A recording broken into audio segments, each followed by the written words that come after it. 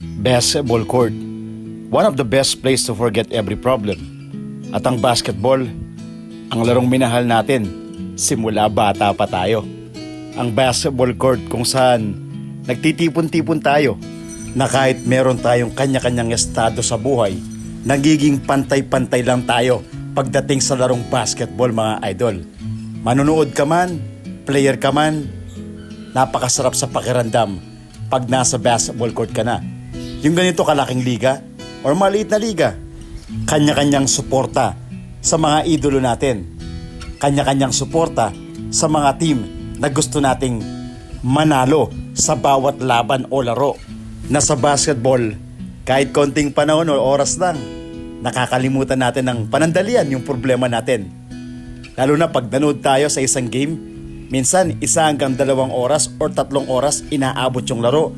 Pero nag-stay tayo doon kasi napakasayang pagkwentuhan at panoorin ang mga player at ang team na sinusuportahan natin.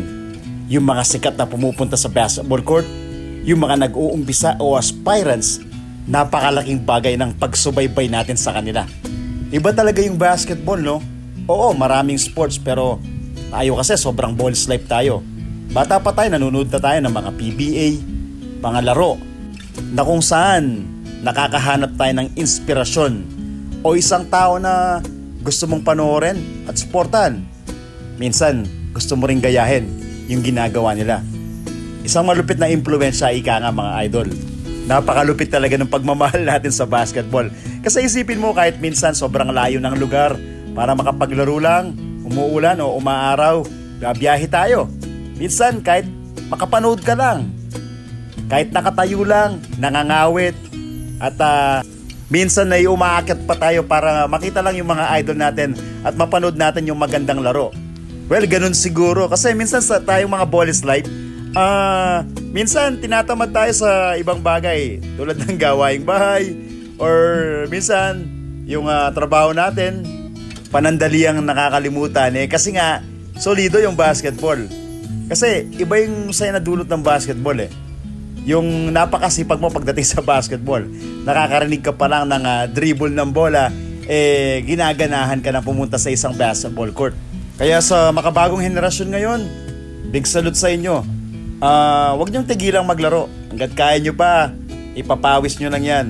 Magtuloy-tuloy lang sa pangarap natin. Lahat ng pagod at sakripisyo at pagtsatsaga, may magandang kapupuntahan yan. May magandang resulta yan, kaibigan. Lagi nga nating sinasabi na saglit lang ang buhay. Gawan mo ng magandang kwento yung buhay mo. Lalong-lalo na kung sikat na player ka ngayon. Mas ayusin pa natin. Mas galingan pa natin para mas maging maganda yung kwento. Pag hindi mo na kayang maglaro, pag manunood ka na lang, ang mahalaga nakapag-iwan ka ng magandang kwento sa mga kabataan ngayon, sa mga umiidolo sa'yo. Kaya tuloy lang. At sa mga idol ko, tanong ko lang, kayo ba nakakapaglaro pa? Kaya pa bang magpapawis? Ilang taon na kayo ngayon? Anong lugar nyo? Anong magandang liga nyo? Anong team mo ngayon, idol ko?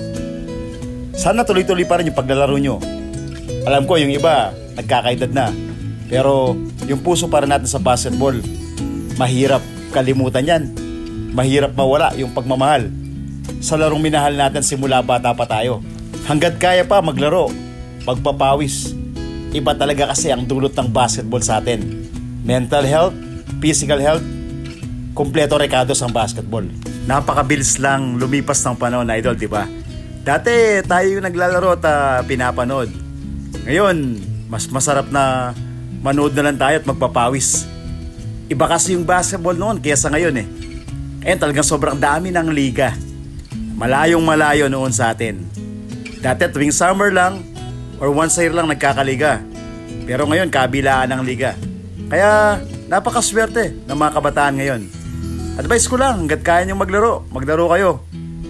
Tuparin nyo yung mga pangarap nyo sa buhay. Mas masarap pa rin kasi na nag-enjoy ka sa napili mong trabaho, tinahak mong landas o daan. Kaya hanggat kaya pa, maglaro lang. Huwag niyong tigilan ng basketball. Huwag kang tamarin, idol. Magsumikap ka pa. At makukuha mo rin yung nararapat sa'yo. Sakripisyo, pagod, walang madali sa buhay. Pero lahat yan, kakayanan basta may determinasyon ka at talagang focus ka sa gusto mong marating sa buhay. Basta wag lang nating kalimutan kung saan tayo nagsimula. Wag din nating kalimutan na laging magpakumbaba. Sa basketball man yan o sa ibang bagay, pinaka number 1 talaga ang pagiging humble na tao. Kaya tuloy lang mga idol, cause we love the game, we respect the game, we play the game right. Basketball.